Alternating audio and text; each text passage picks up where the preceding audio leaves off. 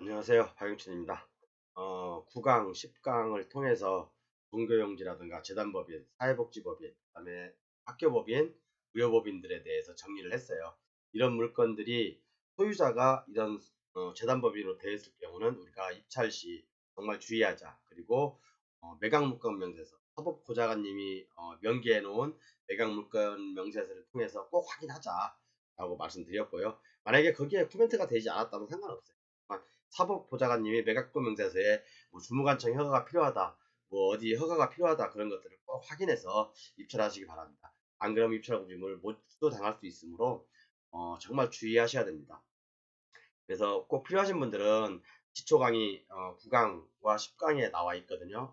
사회복지법인, 재단법인, 학교법인, 그다음에 뭐 이제 의료법. 오늘은 그걸 총 정리하는 자리예요. 그래서 먼저 볼게요. 전 시간에도 말씀드렸지만 어떻게 이 600억짜리가 어떻게 20억까지 200억까지 떨어질 수 있냐. 아무도 입찰 들어가지 않지 않습니까? 물론 금액이 커서 그럴 수도 있어요. 금액이 커서 그 입찰을 안 들어갈 수도 있지만 이게 만약에 일반 뭐 6억짜리가 2억까지 떨어졌다. 그러면 누군가는 덥석 잡겠죠. 그렇죠? 저는 그렇다고 생각해요.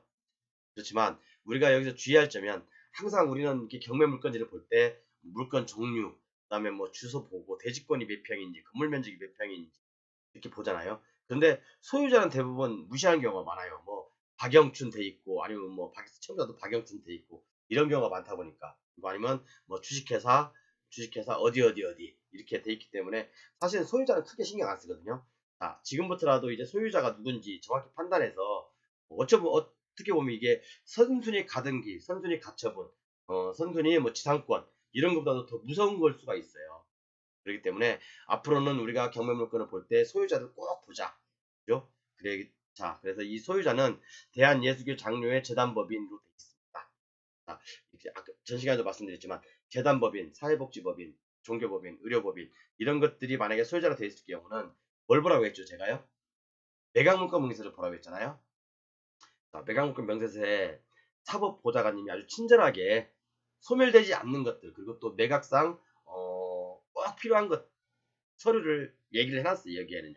예를 들어서 뭐 여기에 농취증이라든가 농취증을 받아오지 않으면 보증금 볼취합니다. 아니면 소멸되지 않는 선순위 임차인이 있습니다라고 코멘트 해주던가 세 번째는 뭐 이렇게 친절하게 재단법인의 기본 재산임이라고 딱 표기해놓고 매각 매각 결정 기일까지 부무관청에 처분 허가 서류를 제출하여야 함이라고 딱 돼 있잖아요.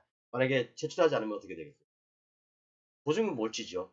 600억짜리가 16억까지 떨어졌지만 이 16억이란 돈을 몰치당하는 거잖아요. 얼마나 아까운 돈이 피 같은 돈인데 이걸 몰치당하면 안 되잖아요. 그래서 우리 사법부장관님이 우리한테 모든 사람들한테 공평하게 표시해준 이걸 꼭 기억하자. 그리고 자, 꼭 기억하자라고 말씀드리고 싶고요. 오늘은 그래서 이제 지금까지 8강, 9강에 했던 내용들을 다 안 나온 내용들을 정리하는 시간이에요. 자, 우리가 재단법인 물건들은 꼭 소유자가 누군지 꼭 파악하고 그다음에 이것이 강제경매인지 임의경매인지 파악해야 돼요.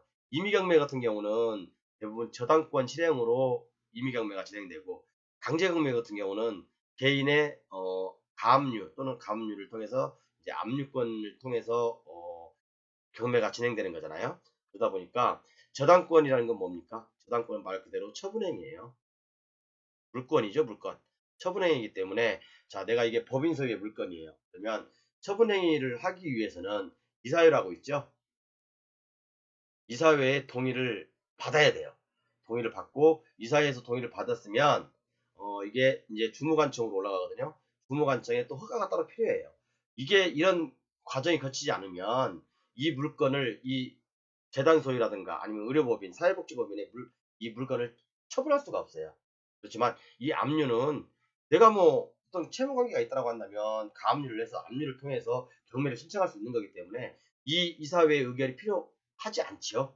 압류는 누구나 할 수 있는 거니까. 그죠? 어떤 그 사실관계가만 있다고 한다면 판결만 있다고 한다면요. 자, 그렇기 때문에 어떤 그 소유자가 재단법인이라든가 어떤 그 각종 법인일 경우는 강제경매인지 임의경매인지 판단을 해야 돼요. 강제경매로 만약에 임의경매로 만약에 경매가 진행된다 그러면 이미 이사회의 의결을 거쳤기 때문에 이것은 주무관청의 허가가 필요 없어요. 그냥 내가 낙찰 받으면 돼요. 적정한 시세에 맞춰서. 그리고 강제경매 같은 경우는 주무관청의 허가가 필요 없기 때문에 필요 없는 게 아니라 주무관청의 허가를 동의를 얻지 못했기 때문에 주무관청 허가가 필요하다고 낙찰 후에 사법고자관이 코멘트하는 거죠. 이런 차이를 아셔야 되고요. 그래서 우리가 강제경매인지 임의경매인지 먼저 파악하고 두 번째 소유자를 파악하자. 그것이 가장 중요합니다. 자, 종교실에 대해서는 종교용지, 종교시설, 계획하는 도시에 대해서는 저번 시간에 말씀드렸고요. 저번에 궁금하신 그리고 이종 근생인 종교시설에 대해서 저번 시간에 설명을 해드렸습니다.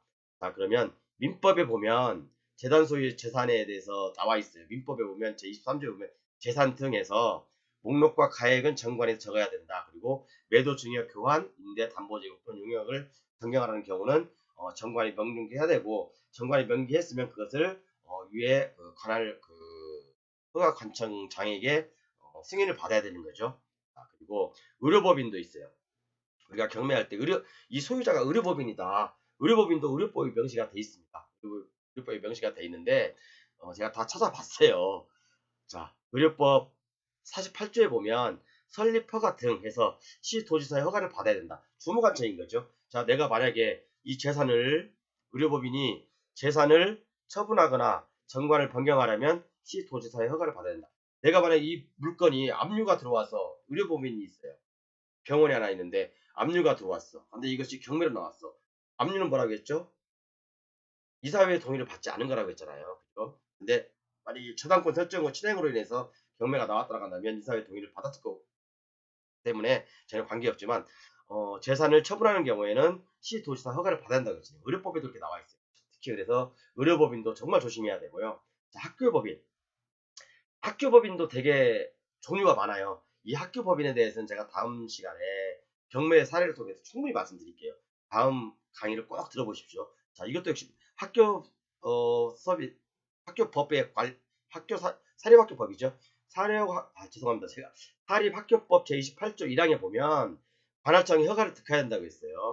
그렇죠? 매도, 증여, 교환, 용도 변경하는 모든 담보로 제공하는 것들은 관할청이 허가를 받아야 된다고 분명히 나와 있죠. 제가 뭐 뜬금없이 경매물건 하나 덜렁 던져놓고 이거 주무관청 허가를 받아야 됩니다라고 하는 건 아니잖아요. 그죠? 저는 다른 사람하고 강의하는 게 틀리듯이 정확한 법 테두리 안에서 법조문 하에서 여러분께 설명을 드리는 거예요. 자, 보면 관할청 허가를 받아야 되고 매도하거나 담보로 제공하는 경우 할 수 없다라고 되어 있잖아요. 매도하거나 담보로 제공할 수 없다. 하게 되면 하게 되려면 주무관청이 허가를 받아야 되죠. 그죠? 자, 학교법이 나와 있죠.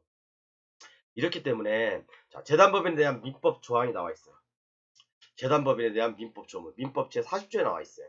사단법인의 정관, 그죠? 정관에 보면 자산에 관한 규정이 나와 있어요. 그죠? 자산에 대한 규정이 나와 있는데 이 규정이 바로 주무관청의 허가가 필요하다는 얘기죠. 그렇죠? 정관의 변경은 주무관청의 허가를 얻지 아니하면 그 효력은 없다. 제가 말하는 게 아니죠. 민법 조문을 근거로 해서 제가 말씀드린 겁니다. 그렇기 때문에 경매시에 사단법인 정관 변경은 나와 있고 아까 제가 이 경매물건을 통해서 이 서울시 경매물건을 통해서 말씀드린 부분이 있고요. 600억짜리가 16억까지 떨어진 거. 이 예를 들어서 말씀드렸죠. 다음에 자, 여기서 이제 정리할게요. 임의경매하고 강제경매가 있어요. 말 그대로 임의경매는 저당권 설정이에요. 말 그대로 처분행위거든요. 따라서 낙찰 시에 주무관청 허가가 필요 없어요. 그죠?